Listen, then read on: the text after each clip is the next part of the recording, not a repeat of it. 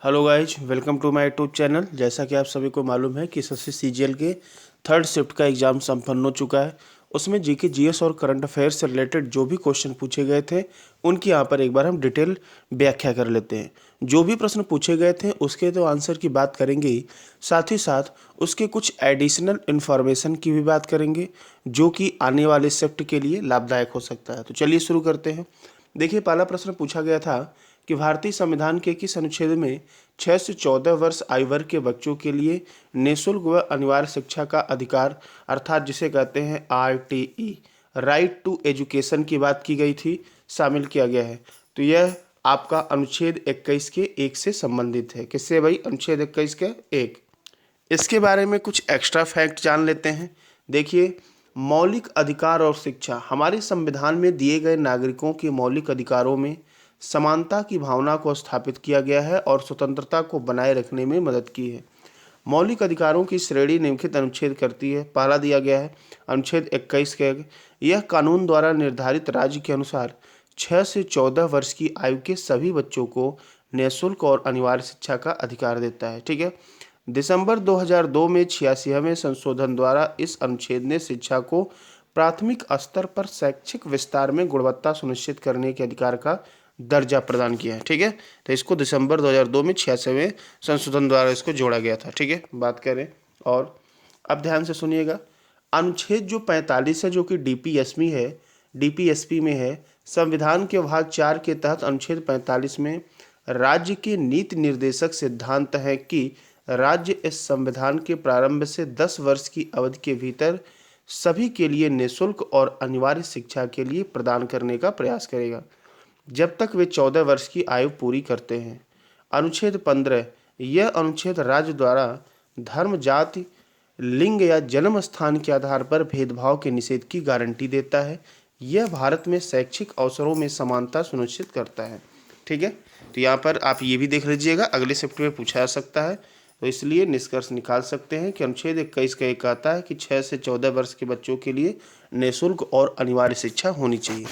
अगला प्रश्न पूछा गया था कि विश्व कुश्ती चैंपियनशिप 2022 का आयोजन कहाँ पर हुआ है। तो देख लीजिए, विश्व कुश्ती चैंपियनशिप 2022 का आयोजन बेलग्रेड में हुआ है, जो कि देश का नाम है सर्बिया। सर्बिया के बेलग्रेड में इसका आयोजन हुआ है।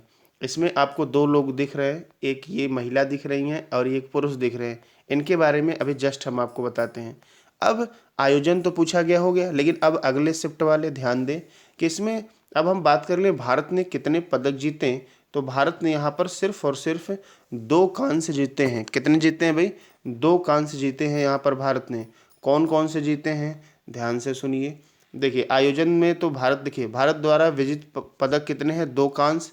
आयोजन हुआ बेलग्रेड सर्बिया में, 10 से 18 सितंबर 2022 तक आयोजन हुआ।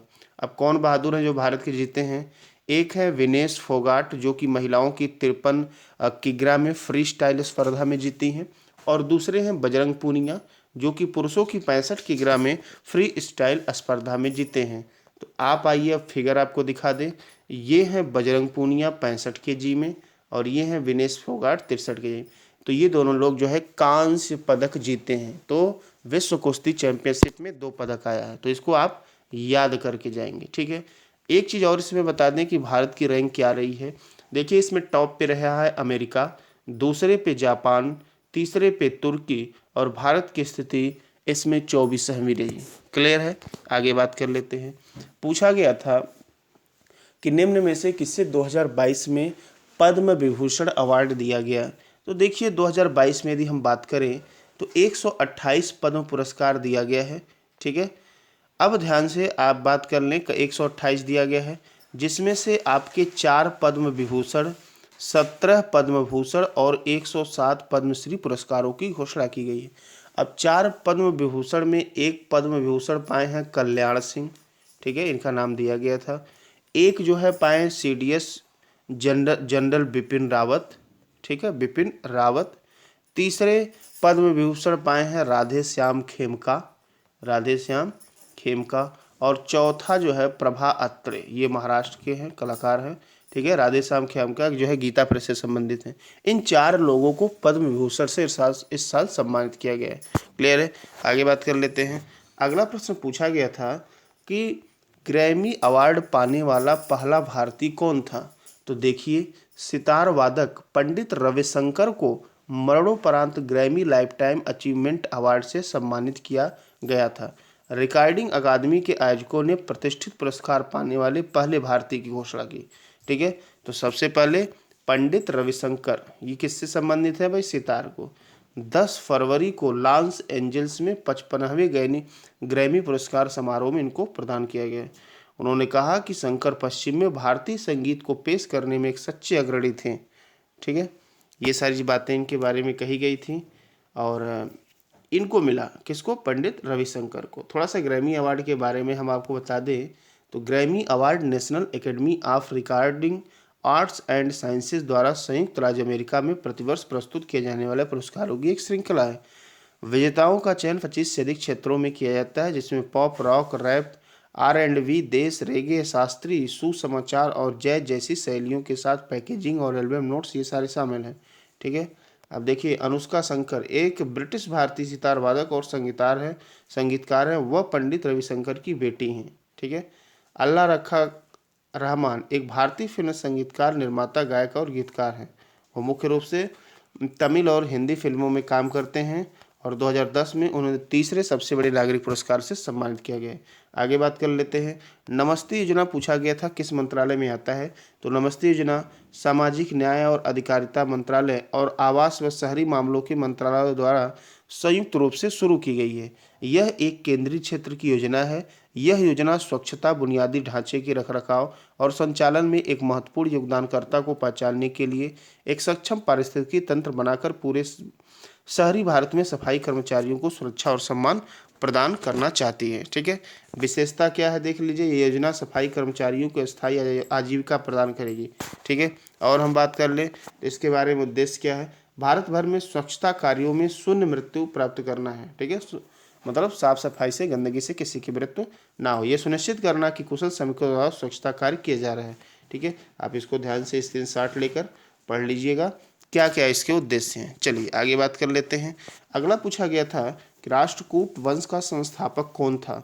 तो देखिए, 1735 से 56, जिसे दंती वर्मन या दंती दुर्ग प्रथम के नाम से भी जाना जाता है, राष्ट्रकूट साम्राज्य के संस्थापक थे। ठीक है, तो यहाँ पर ये 735 दिया गया है। ये 735 में इसका स्थापना है। 756 से 774 दंती दुर्ग प्रथम के चाचा कृष्णवन ने बद्री कीर्ति वर्मन एक को परास्त करके 757 में नवोदित राष्ट्रकूट साम्राज्य का अधिकार ग्रहण कर लिया था।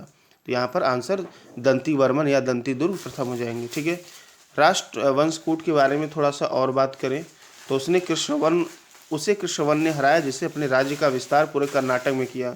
उसने 753 CE में चालुक्यों को भी पराजित किया और राजाधिराज और परमेश्वरा की उपाधि ग्रहण की।